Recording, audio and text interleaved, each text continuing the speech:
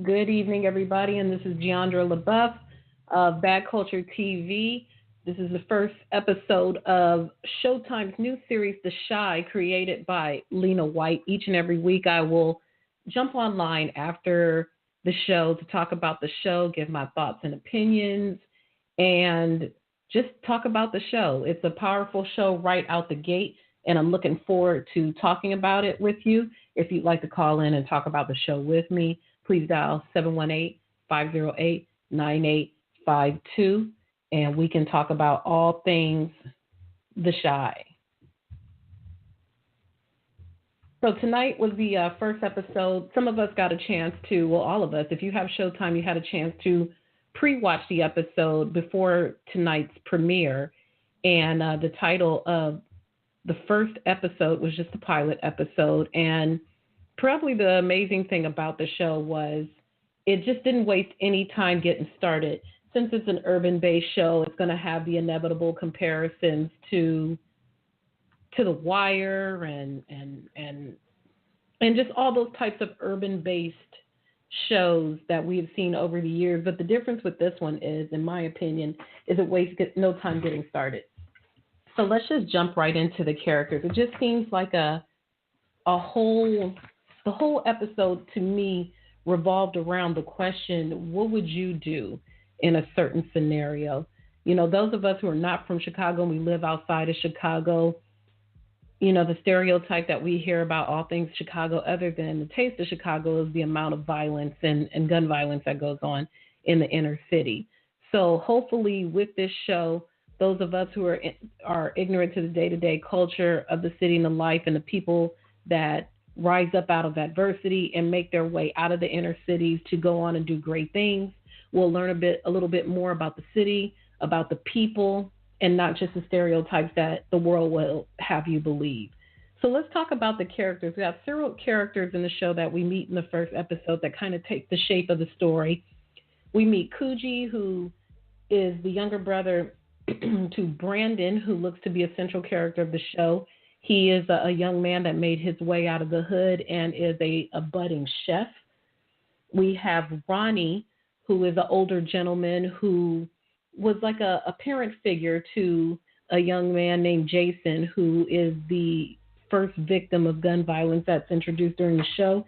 And then there's a series of young men that we get to meet during the show. There's little Kevin and his boy Jake. They're all junior high or young high school students. I think they're junior high. They look pretty young, who have their own social circles and their own day-to-day trials and tribulations that they are facing as adolescents growing up in the city. And they are all of their lives are centering around the question, what would you do, excuse me, in a series of circumstances. So as the show opens, we find young Kuji standing over a body of a young man that's been killed. We don't know who killed him, but we know he's down on the street, and young Kuji, who's there just to feed a dog, literally an innocent bystander, but not necessarily an innocent person. You know, he seems to be pretty street savvy and has spent enough time in the street to kind of negotiate his way around, but pretty savvy, knows how to talk to people, knows how to negotiate. We find him standing over the body of dead Jason, not as the assailant, but just as someone passing by, and seeing opportunity, he removes some things from Jason's body, and in that moment manages to get some blood on his hands after the murder has occurred. Through a series of events, we leave there. The police pick him up, and they have properly figured out that he probably isn't the assailant, just given his personality, given his past history, that he probably just isn't the guy that pulled the trigger. They figured that out. We leave his story to meet his brother, as I mentioned, who made his way out of the hood and is doing some better things. I'm sure we'll find out more about his backstory and what led them there. The two brothers are intertwined by a mother who appears to be, or she's presented to be, someone who has an addiction to alcohol, and we don't know what else is happening to her in her life, but she doesn't seem like the most loving figure. At least she hasn't been presented that way, but she's been given birth to these two young men by two different fathers who are leading very different lives, or as the series goes on, we may find out that Jason was a lot like young Coogee when he was growing up, and he just made some different choices to get himself in a different position. We meet Ronnie, the older gentleman, who is kind of like the neighborhood player. He loves the ladies. We all know an older man like that. I got a brother that's like that. And he loves the ladies, but there's one particular lady that has his heart. He still claims her as his girl. He claims young Jason, her son, as his son, even though he's not the birth father. And we see how he is affected by the murder, too. And then lastly, as I mentioned, the young men. So as the story goes on, we find out that as Jason becomes murdered and Jason's mother is so distraught by his killing, and Ronnie goes to her in an attempt to comfort her, she doesn't really want the comfort. She wants the retribution or for the fact that her son's been taken. And the only thing she said that Ronnie can do for her is to find out who killed her son, because she wants answers, and she doesn't feel as a person living in the black community that the police are going to do what they need to do to find out who killed her son and to get justice for her and find out what happened. So he embarks on this quest to kind of find out what happened to her son and see if he can right or wrong in a kind of street justice, street vengeance type of thing. As we detract from the story, the same parallel story that's going on is with the young men and doing what young men do. Young Kevin wants the affections of a girl at school, and being silly and funny and just being a typical adolescent, he decides that he doesn't have the courage to really ask her out. So he decides to join and, find some interest in what she's doing. He joins the drama club just so he can get next to her. It doesn't quite work out when she tells him that his boy already hollered at her and she's going to go to the mall with him. Oh, that's so sweet, going to the mall together. That's the young people's idea of going together. So he's sad, and he tries to skip out of this drama rehearsal that he only joined so he could talk to her, but the drama teacher sees something in him and doesn't want to let him go.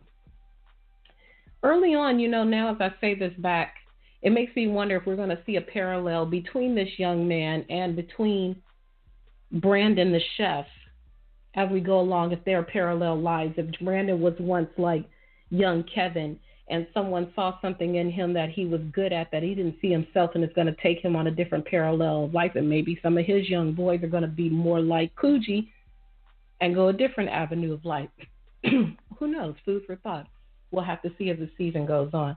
So he ends up staying there, and he's trying out for the Wiz to be the Tin Man. Whether he gets the role, well, he sounds like he's got the role, if you judge by what the teacher is saying to him. And he goes on and auditions, and he's practicing for that. To backtrack it a little bit, in a pilot episode, there's so many characters, and you're trying to get to know who they are, and it's laying the groundwork for what's going to happen. Young Kevin, early in the episode, we meet Kevin's sister Keisha, who has a boyfriend, and I forgot the boyfriend's name.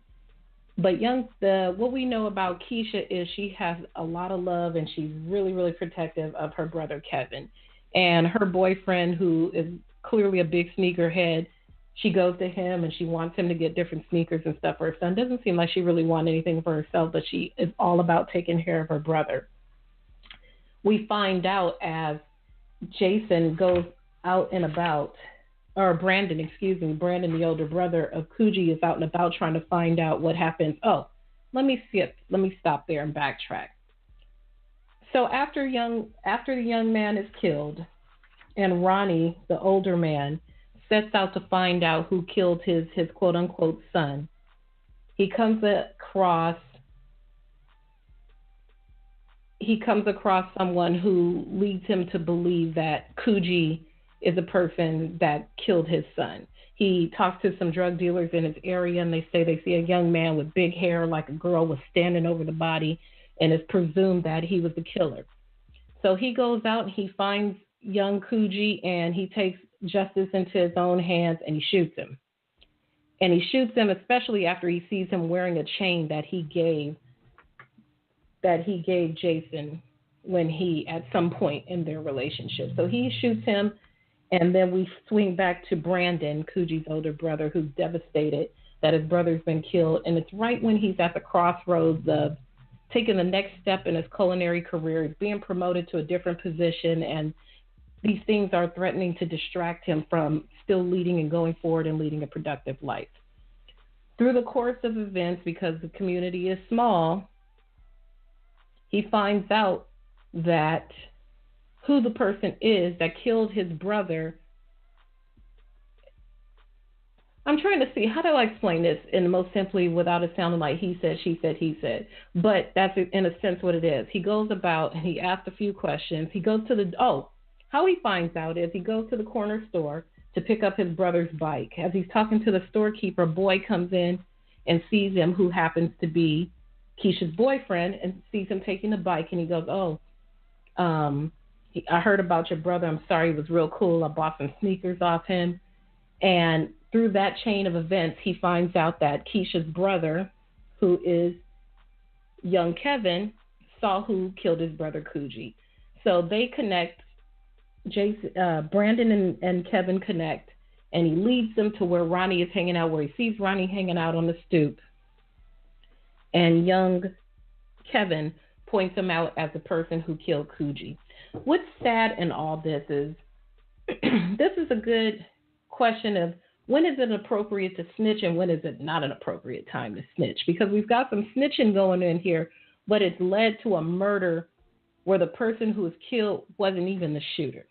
All because of the train of passing messages along, he said, she said, who said, John, whatever. So Coogee gets killed. He's not even the killer. And now we're back to Ronnie, who is the killer, but you've got a man in front of him in Brandon who has chosen to live a better life despite the circumstances that are going on around him. He's got this addicted mother. He's left the hood. He's living somewhere else with his girlfriend. He's trying to level up at work, but it's like that hood keeps pulling him back because your brother has been killed and you know the man who killed him. So what do you do? What do you do in these circumstances? I don't know what I would do in that circumstance if I found out that my brother had been killed and I knew who the person was that killed him and I could exact revenge on him whenever I felt like it, because he doesn't know that I know that he was a shooter. What do you do indeed? So in essence, that's what happens in this episode. Just like with young Kevin, what do you do when you see the girl that you really like is right in front of her and you have a choice of asking her out or going in this roundabout way to find out if she's available to ask her out on a date?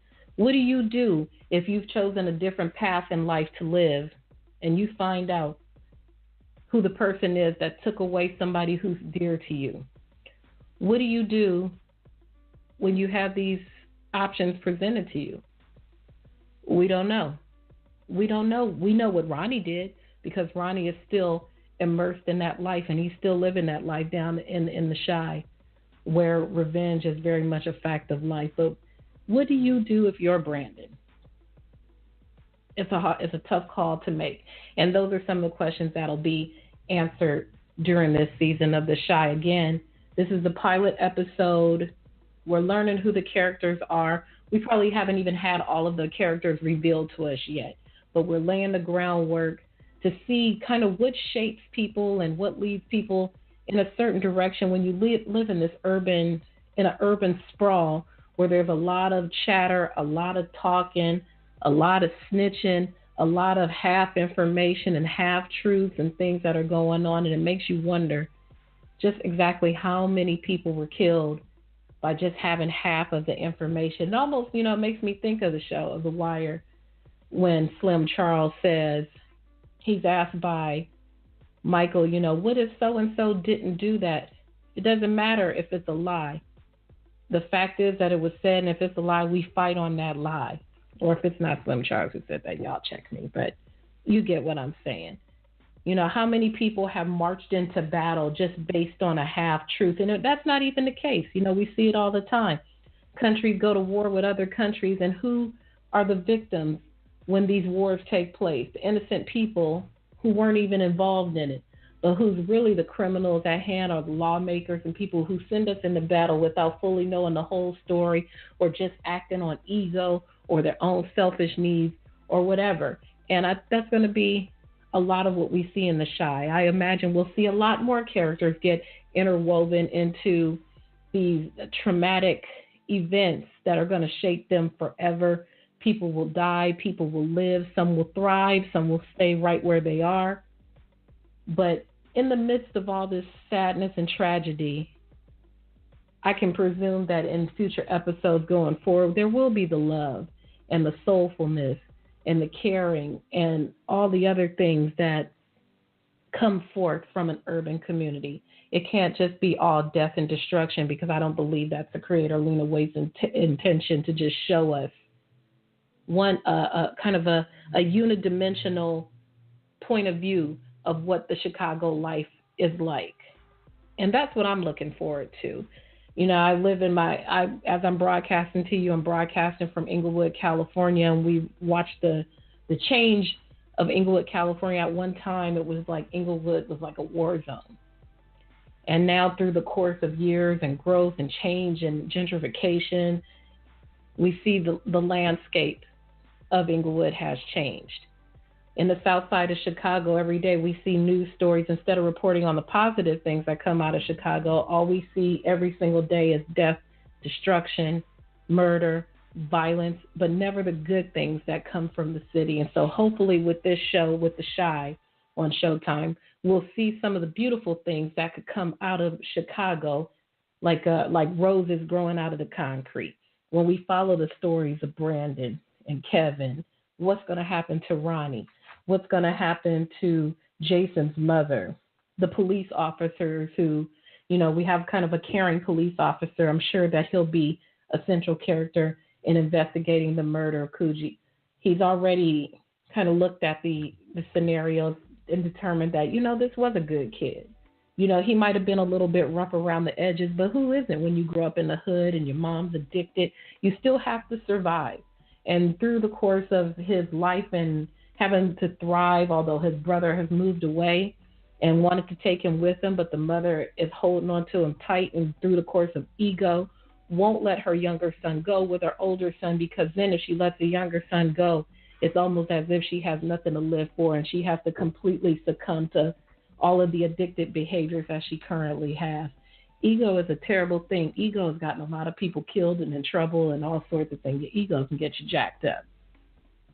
And now, one of the funeral scene, Coogee's funeral, and listening to his brother Brandon eulogize him and talk about him, and then in the aftermath, as the family gathered to take him to be buried, and watching his mother blame him for what happened to his brother, is really tragic and sad. And that happens a lot. You know, people are quick to pass the blame, but never really want to turn the mirror toward themselves and recognize what part they played into the tragedy, never taking any accountability. And I think that's what we're going to see with Brandon and Coogee's mother. How far are we going to see her character examined?